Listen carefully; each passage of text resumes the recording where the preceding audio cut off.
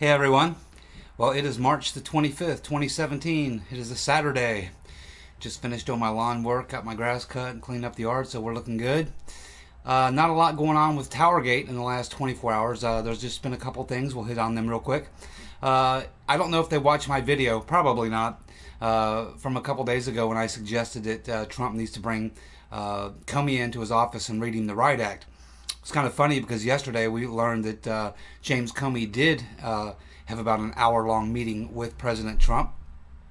Certainly would love to be a fly on the wall to know what happened there, but I can take a wild guess. As we know, Nunes went in and briefed Trump, and I think Trump probably asked him, is everybody cooperating? Are you getting full cooperation from the FBI, the NSA, the CIA, whoever? And I think that Nunes probably told him, well, to be honest with you, the State Department has still not come forward with the documents we requested. The FBI has not come forward with what we wanted from them, and in fact, it looks like they're going to the Attorney General's office and trying to get them to provide him with cover so that he doesn't have to provide this information. So clearly, Comey and his folks are fighting Nunes, and of course, we saw the way he behaved in the hearings. He doesn't come out with the straight truth. He dances around things. He obfuscates things, and I think it's beginning to be very frustrating. So my guess is what happened in that meeting with Comey and President Trump is that Trump probably just told him, he said, look, we're on this investigation. We're going to stay on it. We're going to get to the bottom of it, and I expect you, Director Comey, to fully cooperate. They've requested the information. If you have a problem with the security classification or whatever, I'll declassify it. But one way or another, you need to cooperate with this investigation, and you need to come clean. And I think that that's probably what transpired in that conversation with Trump and Comey. I can think of no other reason why Trump would have had him come in. Certainly not to pat him on the head and tell him what a great job he's doing, seeing as how Trump just learned that his entire team's been surveilled, probably a political motivation to it, and so he can't be very happy with Comey, because Comey almost certainly has to be a part of it. If this was done legally, that means it went through a FISA request, and that means that the FBI is the ones who actually did the surveillance, or they maybe freelanced it out to the NSA, or they got the information from the NSA, but certainly it had to go through the FBI because it's domestic. If in fact there's no FBI involvement, and no the Attorney General's office wasn't involved, the Justice Department wasn't involved, that means that this was done purely as a covert operation through the intelligence agencies, which they are forbidden to do inside the United States unless they go get a FISA warrant, and then they can only focus on the foreign target. So either way you go, Comey is... Comey is very likely, I don't think he'll last. I think Comey, at the end of this investigation, will have to step down, resign. He may be under criminal indictment, depending on what we learn. But it's pretty obvious that Comey is not cooperating. And so, as I mentioned in the last video, that we're going to have open hearings on Tuesday with Clapper, Comey, and this assistant AG who was taking over for Loretta Lynch during the transition with President Trump, Sally Yates.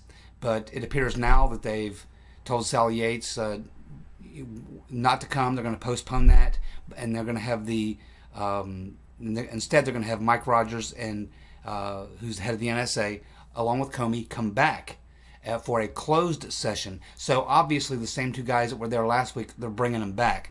They apparently didn't like what they were told, because let's face it, we have Rogers and Comey go to the committee, they're asked these questions, they don't really own up to a whole lot, and then a couple days later Nunes gets this information, which proves to him one of two things: either Comey and Rogers knew about the information he had just received and they did not come out with it in the hearings, which meant they're covering it up, or they did not know about it, and this was all done without their knowledge, which means you have some serious issues going on if that would happen, that would show their incompetency and the fact that they have no control over their agency whatsoever. So either way, it looks bad. I mean, there's no way that this looks good for Comey or Mike Rogers, and so I think that this is something that's going to be looked at very closely, and I expect that the demeanor of the committee members asking the questions is not going to be quite so polite.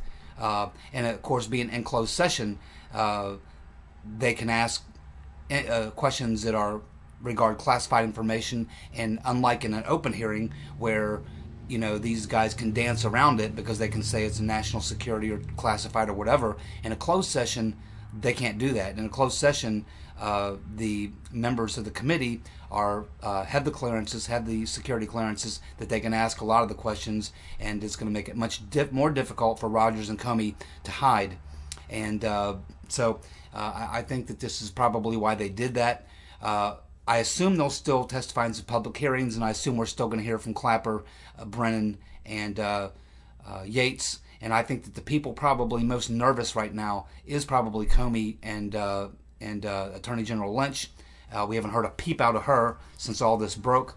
And I think that also Ben Rhodes is a guy who was kind of like Obama's guy in the White House, who kind of ran this kind of stuff, the kind of secret cloak and dagger stuff that goes on between the White House and intelligence and the FBI. He's kind of the point man. So I think we're going to be hearing Ben Rhodes' name coming up at some point in this investigation.